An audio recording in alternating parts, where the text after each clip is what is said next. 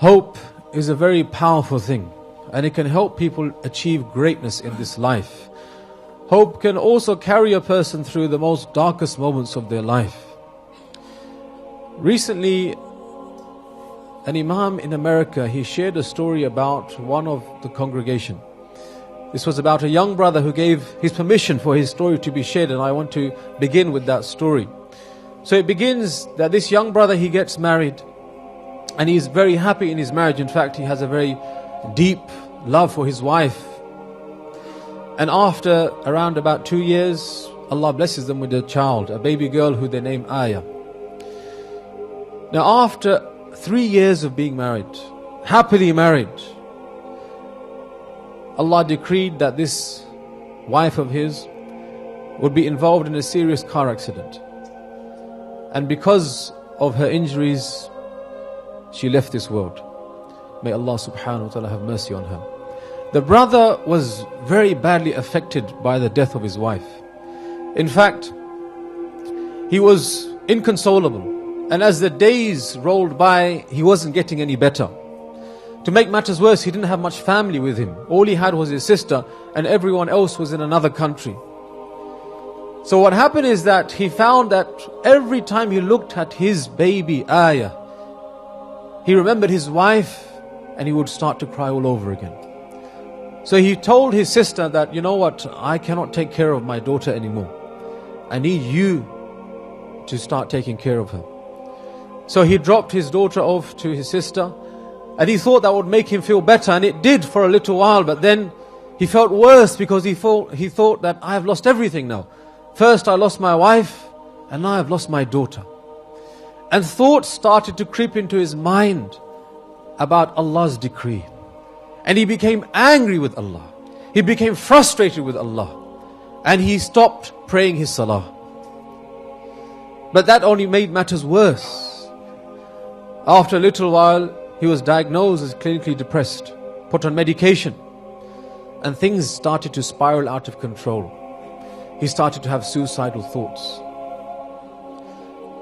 To try and make himself feel better, he turned to alcohol and started to drink khamr. And though that made him forget things sometimes, when he would begin to sober up, it would make him feel even worse than before. And so he decided to take his own life. He sat in his bathtub, determined to end everything there and then. But before he did anything, he wanted to read the text messages from his wife one last time. Look how much he loved her. He opened his phone, he unlocked it, and he began to scroll through the messages. And he came to a conversation in which his wife was making a joke. His wife texted him, firstly, I don't know what I will do, or I can't imagine what life would be without you. I think I would die of depression. But then she said, but thinking about having to be with you forever in Jannah makes me more depressed. So he laughed and texted her back and said, that is true. Thinking about being you forever and ever also makes me very depressed. But then he made a dua. He said, but I ask Allah to keep us happy and together in this life and the next, and to grant us a place in paradise all together with our child and even her children. And they both said, Ameen. So as he read this, he began to cry. And he thought to himself, this isn't right. He jumped out of the bathtub and he fell into sajda in the bathroom.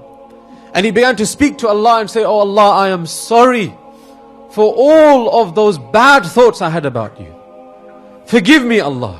Give me peace, Allah. Reunite me with my wife, Allah. And then he stood up and he felt the need to pray. So he made wudu and he started to pray. And he doesn't remember the last time he prayed. And as he went into sajda in salah, he made a dua, oh Allah, give me guidance.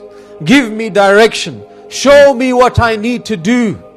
And he said when he finished the prayer, he felt a sense of peace and tranquility enter inside of his heart. And he knew what to do next. He found his sister and he said, I need to take care of my daughter once again. That evening she brought her round and he embraced her. And he found that when he looked at her, he didn't think of his wife anymore. And things began to get better slowly. He began to pray. And then one Jum'ah he came to the masjid. And he said to the Imam, I want to tell you what happened to me. After he told him the story, he said, I would like to share my story with the congregation. And after some time, the brother came and he told everyone about his story, and they were so amazed. The Imam said, today, that brother travels around America giving inspirational stories to people. Allahu Akbar. He has become the source of hope for other people. Now what that brother thought about being with his family is not something that he just made up in his own mind. That is something that Allah says clearly in the Quran. فَأَمَّا مَنْ أُوتِيَ كِتَابَهُ بِيَمِينِهِ فَسَوْفَ يُحَاسَبُ حِسَابًا يَسِيرًا وَيَنْقَلِبُ إِلَىٰ أَهْلِهِ مَسْرُورًا. Allah says, and as for the people that will be given their book in their right hand, may Allah make us from those people. Soon they will be given an easy accountability. And then they will return to their family masruran, which means not just happiness, but a happiness that comes from the heart and lasts forever. Allahu Akbar. And the scholars, they say what this means is that all the members of a Muslim family that died on faith will be given a place in paradise together. Not only that, they say that the member of the family that got the highest place in paradise, everyone else will be upgraded to that place. Allahu Akbar. This is the generosity of Allah subhanahu wa ta'ala.